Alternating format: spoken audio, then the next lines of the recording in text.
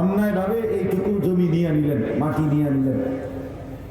আল্লাহ নবী সাল্লাল্লাহু আলাইহি সাল্লাম বলছেন, মান আখাযা শিবরাম মিনাল আরদি যুলমান, এক বিগত জায়গা যদি কেউ কারো জুলুম করে অন্যায়ভাবে নিয়ে নেয়, কিয়ামতের দিন আল্লাহ তাআলা, নবী সাল্লাল্লাহু আলাইহি ওয়াসাল্লাম বলছেন, হাদিসে কুদসির মধ্যে আছে, ইয়া ইবনা আদম কুম ইলাইয়া আমশি ইলাইকা, হে বনি আদম তুমি আমার জন্য দাঁড়াও, আমি তোমার জন্য হাঁটব। আমশি ইলাইয়া উহারবিলু ইলাইকা, তুমি আমার জন্য হাঁটো, আমি আল্লাহ তোমার জন্য দৌড়ব। মানে তুমি আসবা যদ্দূর, আমি আসবো তার চাইতে 1000 গুণ বেশি, লক্ষ গুণ বেশি।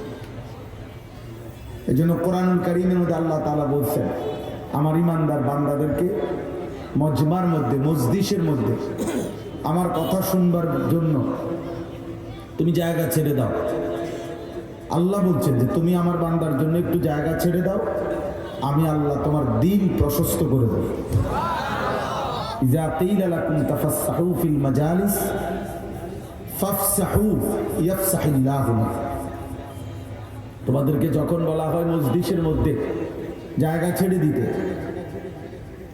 আল্লাহ বলছে ফাফসাহু, তোমরা জায়গা ছেড়ে দিও, ইয়াফসাহিল্লাহু লাকুম, আল্লাহ তোমাদের দিল প্রশস্ত করে দিবে, দিল বড় করে দিবে, কলিজা বড় করে দিবে।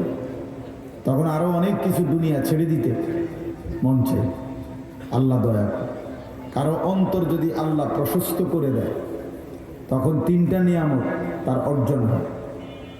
আর এই 3টা নিয়ামত কারো আছে, এটাই প্রমাণ করে যে আল্লাহ নিজে তার দিল প্রশস্ত করে দিয়েছে। 3টা নিয়ামত কি?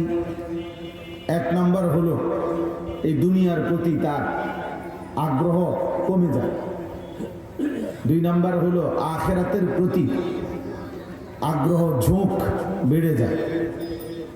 3 নম্বর হলো মৃত্যুর পূর্বেই মৃত্যুর প্রস্তুতি নিতে থাকে, মৌতের প্রস্তুতি নিতে থাকে, আখিরাতের প্রস্তুতি নিতে থাকে। এটা এ কথার প্রমাণ যে আল্লাহ তাআলা তার দিলে শরহে সদর, তার অন্তর আল্লাহ প্রশস্ত করে দিয়েছেন, তার বক্ষ আল্লাহ তাআলা খুলে দিয়েছেন। এজন্য এটা একটা প্রসঙ্গক্রমে এটা বললাম। দুনিয়া জায়গা জমি ছেড়ে দিলে ভালো, ছেড়ে দিলে ভালো।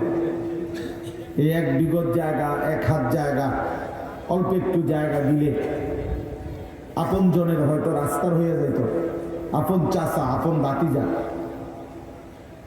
আপন জ্যাঠা, আপন ভাই, হয়তো ওনার এই জায়গাটা একটু ছেড়ে দিলে 1 হাত ওনার বাড়িতে ঢুকতে পারে সহজে।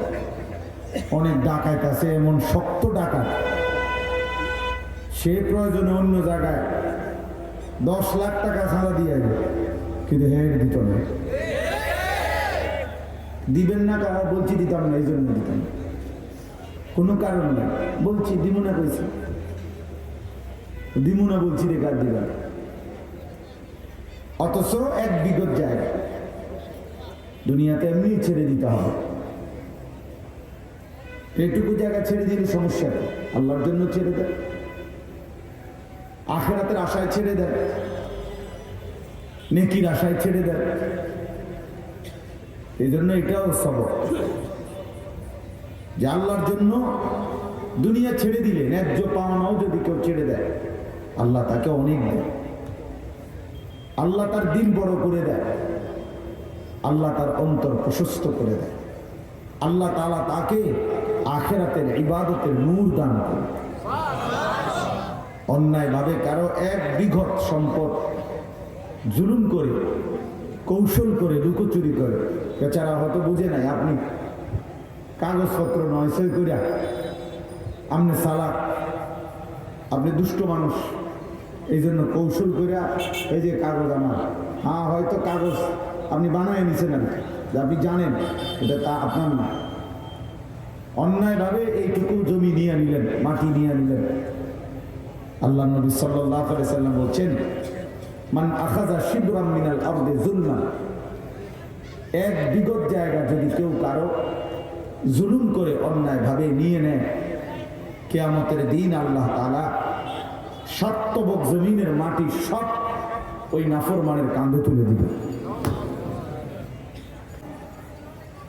সাতবক জমিনের মাটি ওই নাফরমানের কাঁধে তুলে দিবে, যে যা তোর তো জমি দরকার, যে এখন এই জন্য ছেড়ে দিলে ভাই, ছেড়ে দাও।